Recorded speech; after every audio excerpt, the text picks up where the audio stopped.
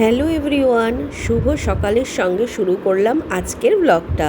আজ হচ্ছে সেই ভাইটাল দিন, যেই দিনটার জন্য এত মানুষ অপেক্ষা করে রয়েছে। সকাল থেকে বিকেল বা দিন থেকে রাত, প্রতিটা দিন বা প্রতিটা সকাল যাতে আমাদের ভালো হয়, এটা নির্ভর করে অনেকটা এটার ওপর।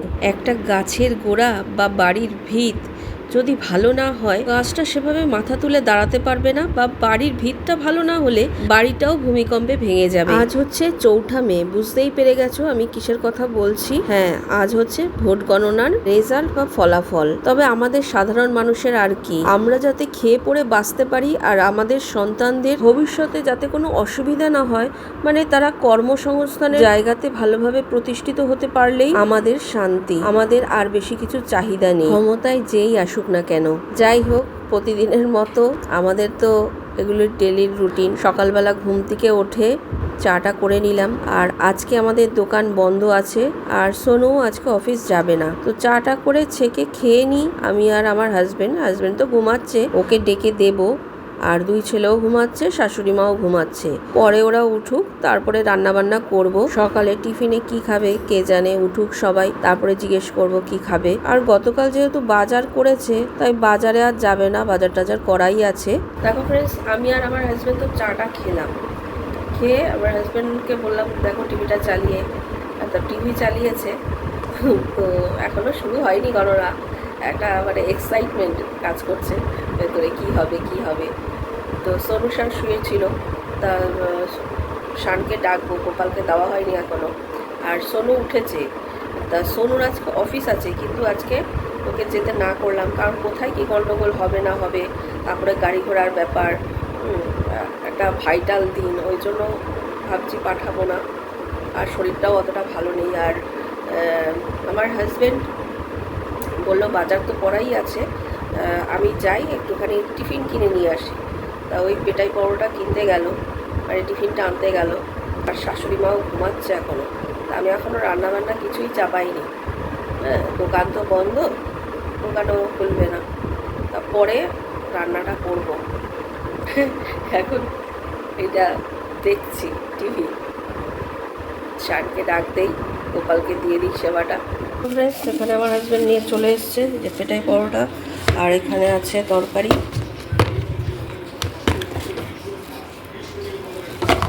আর এদিকে আমি ঘরটার ছাদ দিয়ে একেবারে জলও তুলে নিয়েছি। আগের দিন রুই মাছ, বোয়াল মাছ আর চিকেন এনেছিল, তা রুই মাছটা রান্না করেছিলাম। আর আজকে এমনি ভেবেছিলাম চিকেন রান্না করবো, এই জন্য আলাদা করে আমি চিকেনটা রেখে দিয়েছিলাম আর সলিডগুলো আলাদা করে রেখেছিলাম। কিন্তু আমার হাজবেন্ড সকালবেলা চা খেতে খেতে বলছে তুমি এক কাজ করো, আজকে চিলি চিকেন করো, তাহলে দুবেলাই হয়ে যাবে, আর একটুখানি তুমি চিকেন পকোড়া করো। আমি বললাম তাহলে পুরোটা চিকেনই তো বার করতে হবে, ওই জন্য পুরোটা চিকেন ভিজিয়ে দিলাম জলে, আর এদিকে চাল ভিজিয়েছি। আমাকে বলেছে চিলি চিকেনের সঙ্গে ফ্রাইড রাইস করতে, এই জন্য বড় হাঁড়ি বসিয়েছি যাতে দুবেলা হয়ে যায়। তবে আমি একবার আপত্তি করেছিলাম, কারণ শনিবার দিনই আমি ফ্রাইড রাইস রান্না করেছি, আবার সোমবার দিন ফ্রাইড রাইস, শাশুড়ি মা তো খাবেই না। তা আমি বললাম ঠিক আছে, ডাল আমার রান্না করা রয়েছে, আম ডাল। আর কালকে রুই মাছ পুরোটাই রান্না করেছিলাম, সবাই খেয়েছে, 2 পিস বেশি ছিল, সেটাই রয়ে গেছে, সেটাই বার করে নিয়েছি। এদিকে আমি কোটাকুটিও করে নিয়েছি সবজি, মানে ওই ফ্রাইড রাইসে চিলি চিকেনের, আর তার সঙ্গে স্যালাডও কেটে নিয়েছি একসঙ্গে। আর এদিকে চিকেনটাও ভিজে গেছে। ফ্রাইড রাইসের জন্য আমি ভেজিটেবলগুলো ভেজে নিলাম, আর এদিকে আমি ভাত তুলে রাখলাম মায়ের জন্য, কারণ বয়স হয়েছে তো, শনিবার ফ্রাইড রাইস খেয়েছে, আজকে আর খেতে চাইছে না, ওই জন্য ভাতটা তুলে রাখলাম। আর বাকিটার মধ্যে আমাদের ফ্রাইড রাইসে ভেজিটেবলগুলো মিশিয়ে দিলাম, তো পরে মেশাবো। আর এখানে আমি উচ্ছে আলু কেটেছি, মায়ের জন্য একটু উচ্ছে আলু চচ্চড়ি করব, কারণ এটা খেতে মা খুব ভালোবাসে। তার সঙ্গে সঙ্গে মাছটাও গরম বসিয়ে দিলাম, আর এদিকে আমি চিলি চিকেনটা ম্যারিনেট করব। ডালটাও আমি গরম করে দিলাম। এবার হাজব্যান্ড বলছে একটুখানি পকোড়া ভাজার জন্য, আবার এখান থেকে নিয়ে এইখানে নিলাম, ওটা একটু কোট করে তারপরে ভাজবো। আর এটা চিলি চিকেনের জন্য যাই দিয়ে আসি।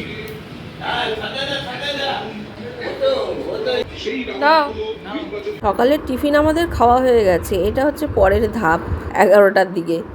চিলি চিকেনগুলো ভেজে নিচ্ছি, গ্রেভিটা ভাজছি, তারপর চিকেনটা দেবো। দেখো এটা আমি কিন্তু এরমভাবেই নামাবো, একটু গ্রেভি রাখবো, কারণ ঠান্ডা হয়ে গেলে গ্রেভি ঠিক হয়ে যায় এমনিতেই। আর যেহেতু শুধু চিলি চিকেন ফ্রাইড রাইস দিয়ে খাবে, একটু তো গ্রেভি রাখতেই হবে। আর এর মধ্যে কিন্তু আমি হলুদ বা লঙ্কার গুঁড়ো কিছুই মেশাইনি, এই জন্য কালারটা এরকম হয়েছে। পুরোপুরি গোলমরিচ গুঁড়ো আর একটু সস দিয়ে আর কর্নফ্লাওয়ার যা যা দেওয়ার, ডিম, সব রকম সস, পেঁয়াজ, ক্যাপসিকাম, নুন, এইসব দিয়েই কিন্তু আমি এটা করলাম। মানে এই গরমে যতটা পারলাম হালকা করে করার চেষ্টা করলাম। রান্নাবান্না সেরে আমি স্নান করে চলে এসেছি, যাই পুজোটা করে নিই। দেখো আমার পুজো করা হয়ে গেছে, এবার যাই একে একে সবাইকে খেতে দিয়ে দিই। দেখো ফ্রেন্ডস, ছাদে এসছি, কি হাওয়া! ভেবেছিলাম বেরোবো আমি আর আমার হাজবেন্ড, কিন্তু এত হাওয়া দিচ্ছে, মানে কি বলবো, বৃষ্টি হতে পারে। আর শান গেছে খেলতে, ও এখনো আসেনি। আমি ডিম সিদ্ধ বসিয়ে এসেছি নিচে, সোনু ঘরে রয়েছে, শাশুড়ি মা ঘরে রয়েছে। আমি বললাম চলো একটু ছাদে ঘুরে আসি, এত হাওয়া দিচ্ছে, তাই উপরে এসেছি। নিচে চলে যাবো একটু পরে। এই যে 3টে ডিম সিদ্ধ করলাম। শান খেলতে গেছে, এখনো আসেনি, ও 2টো খাবে, কালকে খাইনি, ওর জন্য 2টো করলাম, আর সোনু একটা খাবে। আর হাজবেন্ড শাশুড়ি মায়ের জন্য একটু কফি বানালাম। এই সকাল থেকে টিভি চলছে, এখন রাত 9:30 বাজে, এখনও টিভি চলছে। এখানে একটু বন্ধ করে ওপরে গেছিলাম ছাদে, আমার হাজবেন্ড এসে আবার টিভি চালিয়েছে। দেখো ফ্রেন্ডস, সারাদিন ধরে তো টিভির সামনে খবর চলছে, আর খবরের ফলাফল জেনেও গেছি। তো যাই হোক, রাত্রিবেলার জন্য আমি যে খাবারগুলো করেছিলাম সবগুলোই রয়ে গেছে, সেগুলোই গরম বসিয়েছি, গরম করছি। সোনু বেরিয়েছিল, আমরা তো বেরোলাম না। সোনু বেরিয়েছিল, বললো রাস্তা পুরো ফাঁকা, বিজয়ী দল ওরা জয় জয়গার করছে, রং মাখামাখি করছে, ঝামেলা অশান্তি অনেক জায়গায় হয়েছে, এই জন্যই আরও বেরোলাম না। যাই হোক, যেই দলই আসুক, যেই সরকারই আসুক, আমরা সবসময় সুরক্ষা চাই, বিশেষ করে মেয়েদের। আর যেই সরকারই আসুক না কেন, জনগণের যাতে ভালো হয়, যুব সমাজের যাতে ভালো হয়, আমরা মধ্যবিত্ত মানুষরা খেয়ে পড়ে বাঁচতে পারি, এইটুখানি।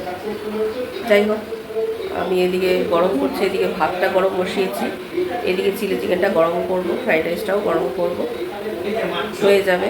আর মাছ ডাল সেটাও রয়েছে, মা খাবে, আমাদের জন্য ফ্রাইড রাইস, চিলি চিকেন ওটাও গরম করে দিচ্ছি। তো ঠিক আছে ফ্রেন্ডস, ভিডিওটা এখানেই শেষ করছি। আবার দেখা হবে নতুন আরেকটা ভিডিওর সঙ্গে। ততক্ষণ পর্যন্ত খুব ভালো থেকো, সুস্থ থেকো। Good night, tata.